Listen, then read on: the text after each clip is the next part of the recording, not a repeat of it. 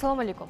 Ilmiy texnik axborot markazi tomonidan tayyorlangan muhandislik sohasidagi ilmiy va innovatsion ishlanmalar bo'yicha dajiz xabarlarni e'tiboringizga havola etamiz.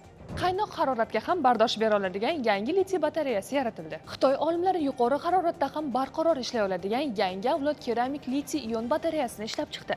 To'liq keramika asosida qattiq elektrolitli batareya 150 gradusgacha xavfsiz ishlaydi va qisqa muddatda 300 gradusgacha bo'lgan issiqlikni ham bardosh bera oladi. Yangi batareyada yonuvchi suyuq elektrolit o'rniga qattiq keramika elektrod qo'llanilgan.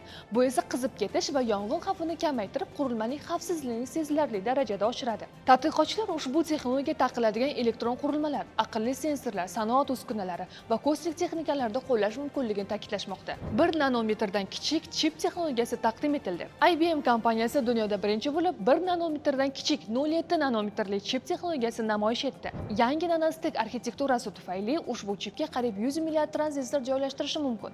Bu esa avvalgi 2 nanometrli texnologiyaga nisbatan deyarli 2 baravar yuqori zichlikni ta'minlaydi. Kompaniya ma'lumotlariga ko'ra, yangi chiplar hisoblash unumdorligini 50% gacha oshirib, energiya sarfini 70% gacha kamaytirishi mumkin. Bu esa sun'iy intellekt, ma'lumotlar bazalari va yuqori unumdorlik hisoblash tizimi uchun muhim ahamiyat kasb etadi. Mutaxassislar ushbu texnologiya yarim o'tkazgichlar sanoatidagi navbatdagi muhim qadam sifatida baholamoqda. Biroq chiplarni ommaviy ishlab chiqarish yaqin yillarda emas, taxminan 5 yil ichida yo'lga qo'yilishi kutilmoqda. Buyuk Britaniyada mamlakatning yangi milliy superkompyuteri qurilishi boshlandi. Edinburg universitetida barpo etilayotgan tizim amaldagi Archer 2 superkompyuterdan qariyb 50 baravar kuchli bo'lishi mumkinligi kutilmoqda. Yangi superkompyuter soniyasiga kvintillab hisob-kitoblarni amalga oshirib, murakkab ilmiy va muhandislik masalalarini bir necha kun o'rniga bir necha soatda yechish mumkinligini beradi. U aviatsiya, iqlim o'zgarishini modellashtirish, energetika hamda yangi dori vositalarini yaratish bo'yicha tadqiqotlarni tezlashtirmoqda. Loyiha Buyuk Britaniya hukumati tomonidan 750 million funt sterling miqdorida moliyalashtirmoqda. Mutaxassislar ushbu superkompyuter mamlakatdagi ilmiy salohiyat va texnologik innovatsiyalarni rivojlantirishda